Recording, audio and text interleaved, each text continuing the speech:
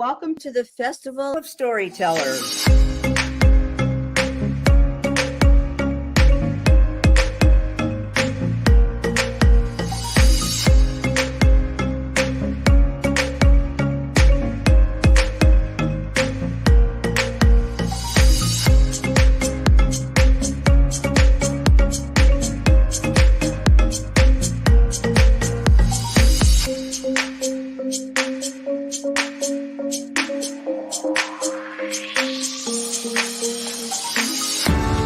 I can't tell you how excited I am to be on right now. It's been a couple of weeks of excitement, getting prepared, and I've done a lot of things in my life, but this has got to be close to the top. Thank you, and Reader's Magnet, and thank you, John, for putting this forth and taking the chance on us authors in presenting this out to the world. I've enjoyed this immensely, Joanne. Ellie, so have I. Thank you for who you are, and thank you, Reader's Magnet. You all are beautiful, and you've worked so very hard, and we are blessed. We are. I thank everybody that's involved with this process, because we know writers need readers and writers need publishers. We thank Reader's Magnet and everybody that's involved. I love Reader's Magnet. They say, we share your stories with the world.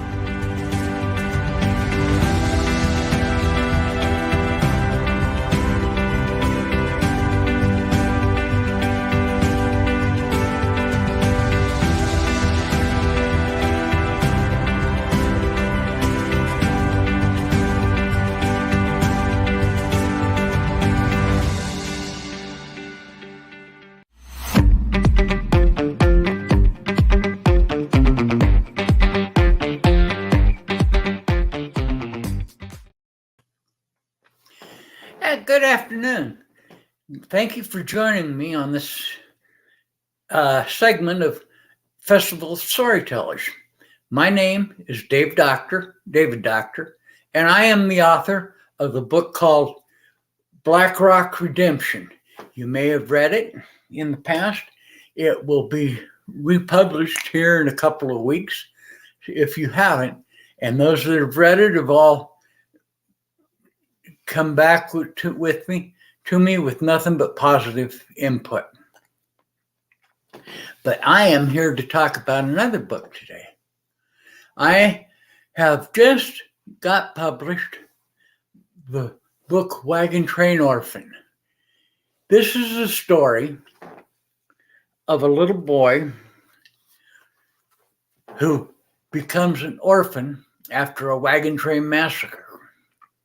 He and his dog, Wolf, are the only survivors.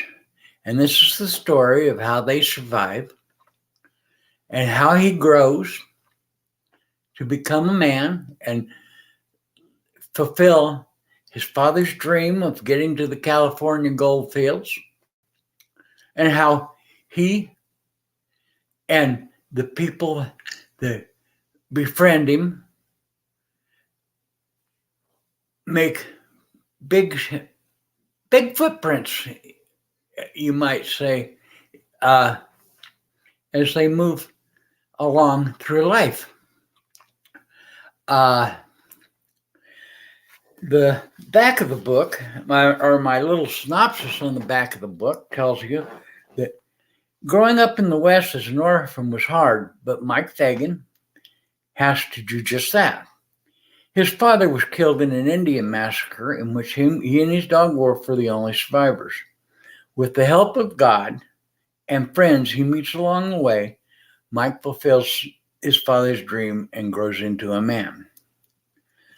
Well, I'm going to do something just a little bit different today. I'm going to let you know how Mike comes across two of his best friends while he's while he's growing. Jim took his share of the plunder and disappeared for 10 days. When he came back, he was riding on a horse with a saddle and some other things. I traded an Indian for the horse. I know, Luke, you said that you would get another one, but a man just needs a horse of his own. I got that Indian to throw this in to boot. He reached into a bag that he had tied to his saddle and pulled out a pup. He is part wolf and part Indian dog. Mike, he is yours if it's okay with your pa. Pa said, it's all right, but he is your responsibility. I don't have time to take care of a pup. No, that pup looked more like a wolf than a dog, the only difference being a white blaze that ran down his face. What are you going to call it? Jim asked. Why, I think I'll just name him Wolf, I said. So Wolf joined us. He was not much good for anything except company at first, but as he grew, I was ever so glad to have him. You know, there's been a lot of people that have had dogs throughout time. Some of them have been really, really great companions, and they protect their owners, or they protect others. And it's amazing how much love an animal can return to a person. The next friend that I want to introduce you to that Mike meets is Black. On the fifth day, we got lucky and found a fair-sized river. On that bank was the best-looking stallion I have ever seen. Around his neck was a rope, and on the other end was tied a broken saddle. It looked as if the cinch had broken, and the Black had been dragging it for a while. Now, he was in a real fix. The swells had been caught tight in some boulders nearby. He was able to reach the water, but the grass that he could reach was long gone. I don't know how long he had been there, but I suspect it had been several days.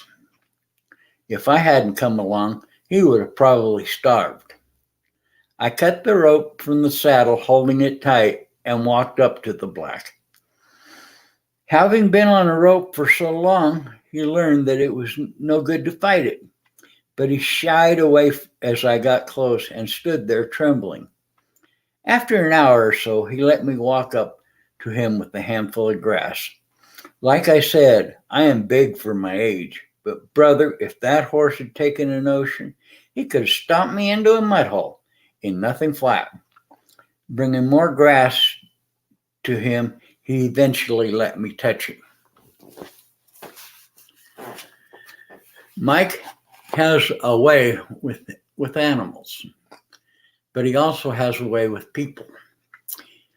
And everything he does, he gives credit to God, who deserves it. He knows that without the help of God, he could not survive.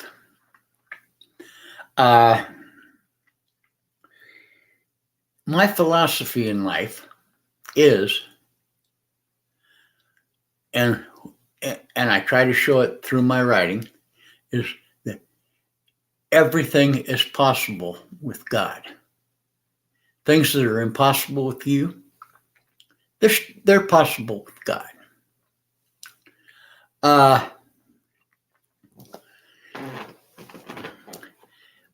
A lot of people have asked me why I wrote a Western. Well, basically is because I think that is the most magical time in the history of our country. It was wondrous. The people that moved across our country and settled our country and migrated were exceptionally stout, hardy, rugged, independent individuals. There's been migrations from the beginning all across the world, but all of the other migrations throughout history were sponsored or forced on people by governments or armies chasing them or something else. But the American migration was a migration of individuals. No government involvement, no enemies forcing them to move. It was just people looking for a better life for their families. They were looking for freedom to do as they pleased, to worship as they pleased. Now, not all these people that migrated were good people. There were some evil people, there were some greedy people. There were people along the way that took advantage of those that were weak, and it was up to people who were strong to stand up for the weak. The people that come to build this country were bringing with them the ideals of the Declaration of Independence and the Constitution. The big idea that most of them were bringing with them, one of them, is that all men are created equal. Now, some of them didn't believe this. They thought that they were King Tough Strut. They could take anything they wanted, and they were better than anybody else. But it was up to the strong and the better and the people that believed in the Declaration of Independence to prove them wrong. They were to protect. They protected others. They protected themselves, and they didn't let the big robber barons and cattle barons run over them. I mean, they were successful to some extent and sometimes, but for the most part within this country, they weren't successful. They didn't get to start their own countries and become king. They ended up having to follow the law of the land. Like I says, the Western period in this country, there has never, ever been anything like it in the world.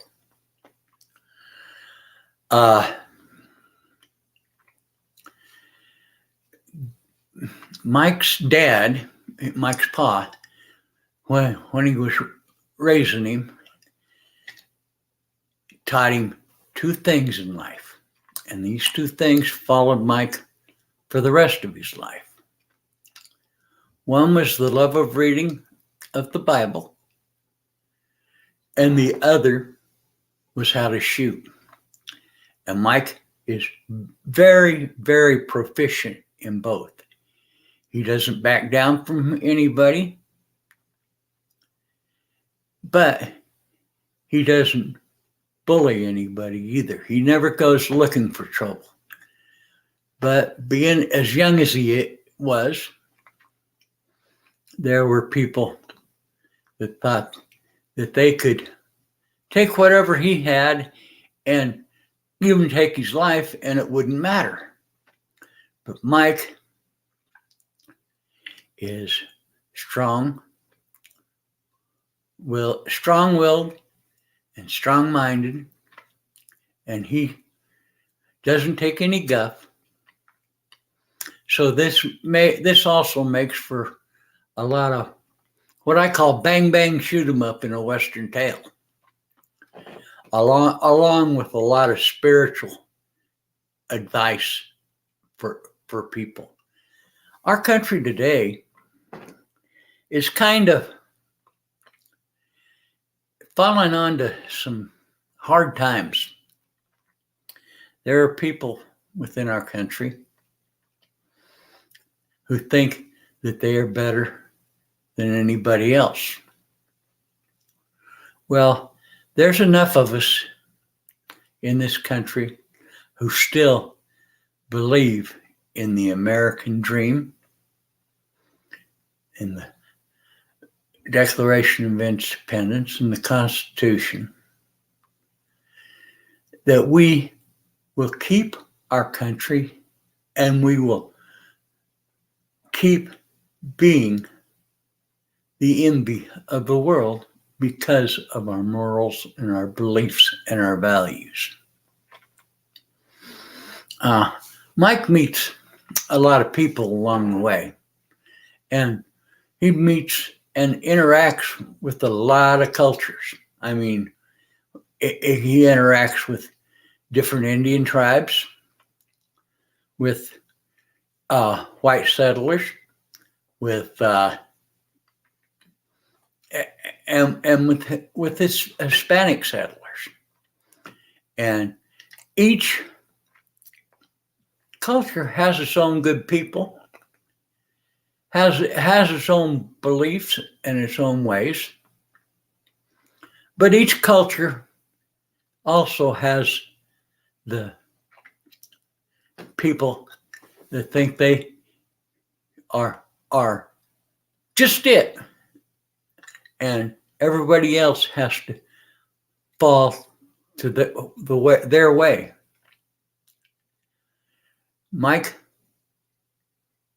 changes the minds of some of them, and those that he can't change their mind, they find a hole that's 6 foot deep before it's over. Mike, I choose to write about the West because I am familiar with the Western country. I grew up here in Pueblo, Colorado in the 50s and 60s. My favorite things to do when I was in high school was hunt and fish and rodeo. Not that I was ever any good at rodeoing, but I like to do it. I like to try the rough stock. Well, to sport my hobbies or habits, if you may. In high school, I held several different jobs. I was a janitor at a Dunkin' Donuts when I was 14. I worked a construction company which built swimming pools when I was 16. And when I was 17, I hauled hay for 6 different dairies within Pueblo County. Now, if you want to get tough and built up, want to work hard, there's nothing like bucking hay 6 days a week, day in and day out, to get you that way. That's just when you've bucked hay for a summer, you know what work is. I graduated in 1972, and I joined the Navy. I served 4 years active, 12 years as a reservist, and then I had to get out because of health issues. I married my high school sweetheart in 1972 in December after I got out of boot camp, and we were married for 28 years. We raised 4 beautiful children, and I don't regret nothing about them. I've lost one, but the 3 that I still have, they are my heart and soul. I lost my wife after 28 years to embolism and heart attack. And that was kind of rough on me. But I moved to Ordway, Colorado about 6 years later, met and married another woman, a beautiful lady. Our marriage didn't last very long, only a couple of years, but we are still friends. She is one of the nicest people I have ever met. And she would do anything for me and I'd do anything for her. We just, as best friends, we're fine. We just couldn't make it as man and wife. I don't know how, but I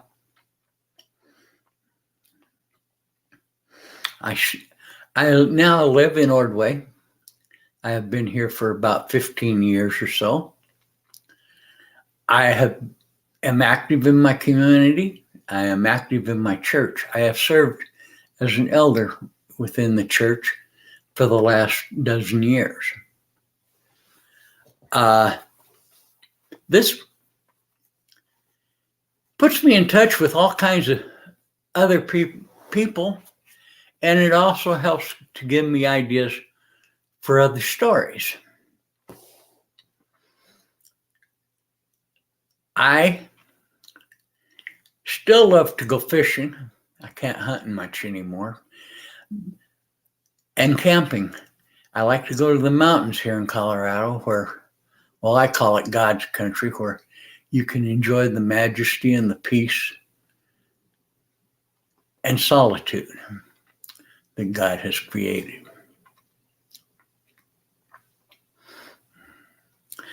People have asked me if I have any other books on the horizon, or if I'm thinking about writing any more books.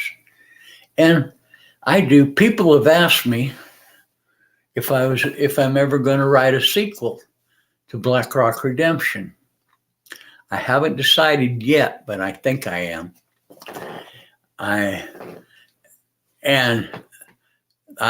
There's already been people asking me about a sequel for Wagon Train Orphan.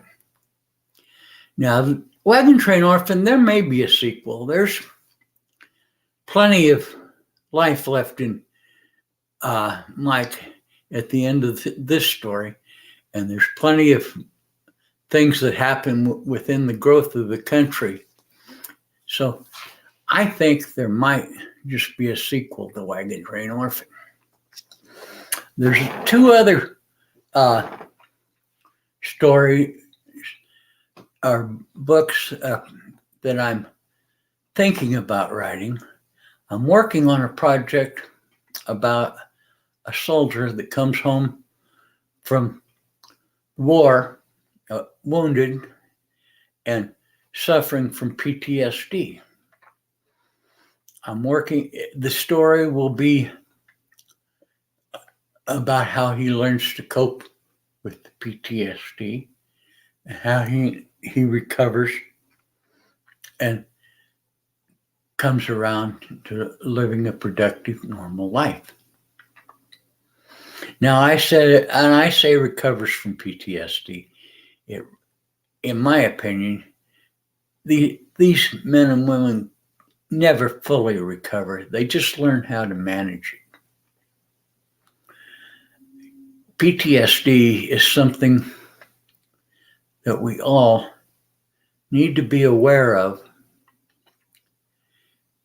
and need to be kind to these people and help them get through it. Sometimes they do things that don't make any sense to normal people, but it makes a heck of a lot of sense to them. The other story I am kicking around and working on will take place in the 1600s, 1650s, 1670s, somewhere around there. And it will cover the life of indigenous Irish servants that were sent to this country at that time, how they were treated, how how they survived, if they survived, whether they fulfilled their servitude or not, or whatever. These stories, after the way it's taken me to write Wagon Train Orphan for 4.5 years, I'm hoping and praying that God gives me the time and the inspiration to complete them.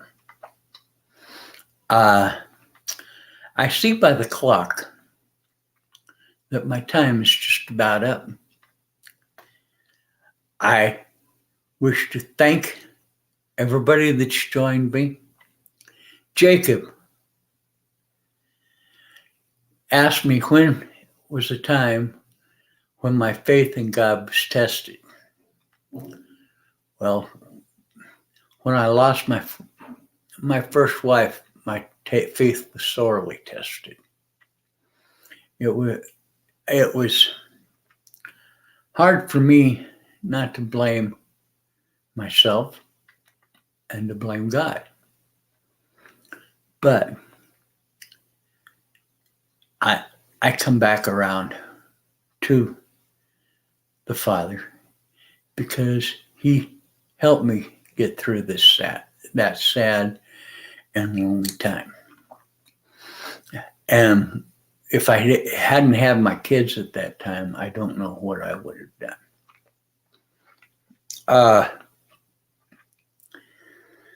I want to thank everybody for joining me today. Randall. Do I wish that I could go back to times in the Old West? Yes, sometimes. Sometimes I feel like I was born 100 years too late. But you know, that's not necessarily true. God plants you in the time frame that you need to be in. There's still adventure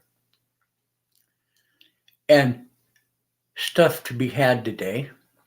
I mean, the gold miners and panners and stuff in the early days, in the gold rushes, they were exciting. But we still can go out and look around and prospect and find gold in this country if we were lucky. And we can build all kinds of things, whether it's a company or a ranch or whatever. So I guess going back to the West might be nice, but it's not everything. Lou asked, where did I get my inspiration for Mike? Well, when I was young, my father died. I wasn't an orphan because I still have my mother. And she remarried, and my stepfather helped to raise me. But kind of through that is where the orphan part comes up for my inspiration for Mike. Well, it's time for me to say goodbye. Thank you for joining me. And I hope that you read Black Rock Redemption and Wagon Train Orphan. I hope you enjoy them. And when you do, write me a review on them. I don't care if you didn't like it. Let me know what you didn't like about them. And if you do like them, I would surely love to hear from you. Thank you and goodbye for today.